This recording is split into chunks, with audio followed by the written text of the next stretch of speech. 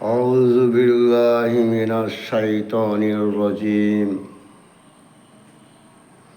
بسم الله الرحمن الرحيم نحمده ونصلي على رسوله الكريم أما بعد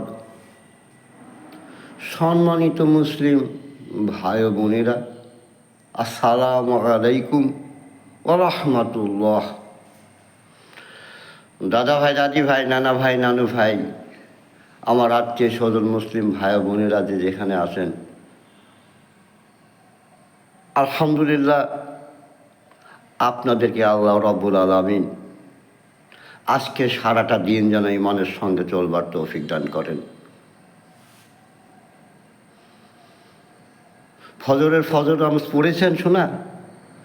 যদি ফজরের ফরজ নামাজ না পড়ে থাকেন, নামাজটা দ্রুত পড়ে নিন শোনা, ভালোভাবে শোনা।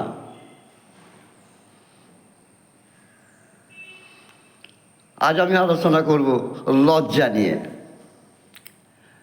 আমাদের লজ্জা উঠে গেছে, তাই ইমান নষ্ট হয়ে গেছে শোনা।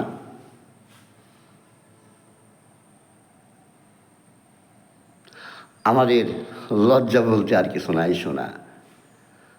আমরা মুসলিম পরিবারে দেখেছি যে বউ যদি বাড়ি থেকে ঘর থেকে বাড়ায়, ভাসুর যদি সামনে থাকে, তাই মাথায় কাপড় দিয়ে খুব সুন্দরভাবে এক দিয়ে যায় শোনা।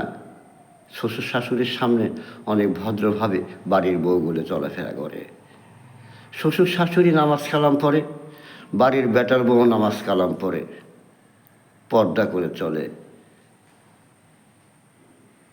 তাদের লজ্জা ছিল। কিন্তু আজ সোনামণি আমার, লজ্জা উঠে গেছে সোনামণি।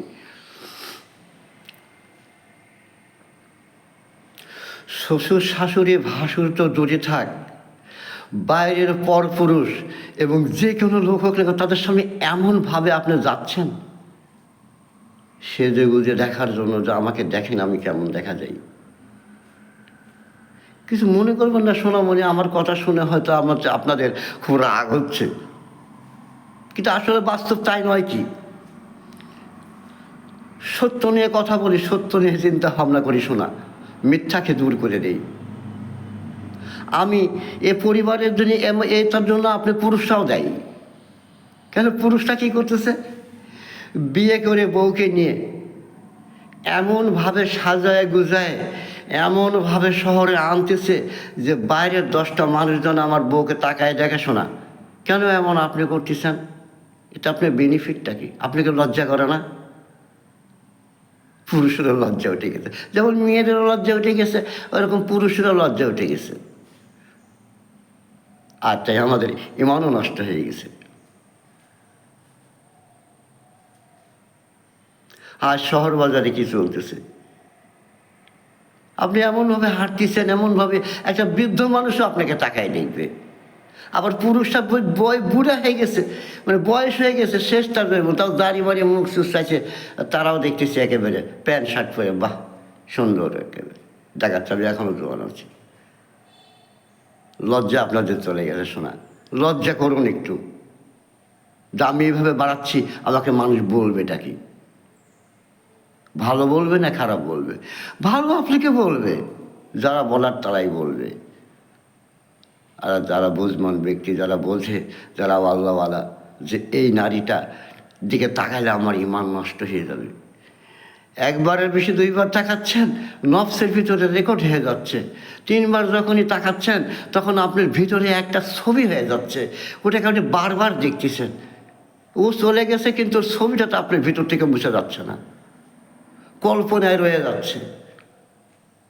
তারই নাম সোনামণি নফস। কুল্লু নফসিন জায়গাতুল মাউত। নফসের মৃত্যু হবে। আর নফসে কি মৃত্যুর স্বাদ গ্রহণ করতে হবে শোনা, আল্লাহ রাব্বুল আলামিন কোরআনে এই কথাই বলেছে। আর নফস এমনই একটা জিনিস রেকর্ড করে রাখতে পারে যে হর হামেশা আপনার সঙ্গে কথা বলে, মত বিনিময় করে, প্রকাশ করে না, কিন্তু বুঝেন আপনি।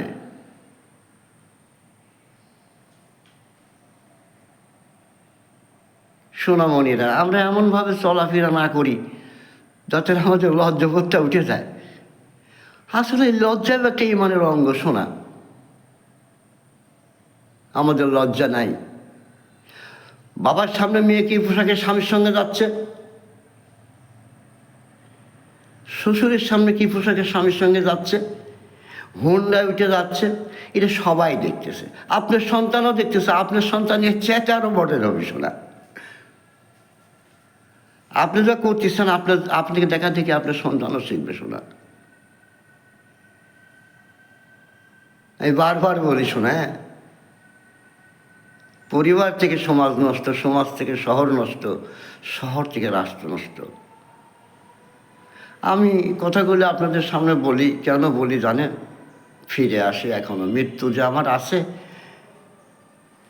কবরে যে আমাকে যেতে হবে, কি নিয়ে যাবেন আপনি? শোনা, পৃথিবীতে রং তামাশা করার জন্য আল্লাহ রাব্বুল আলামিন আপনাকে পাঠায়নি।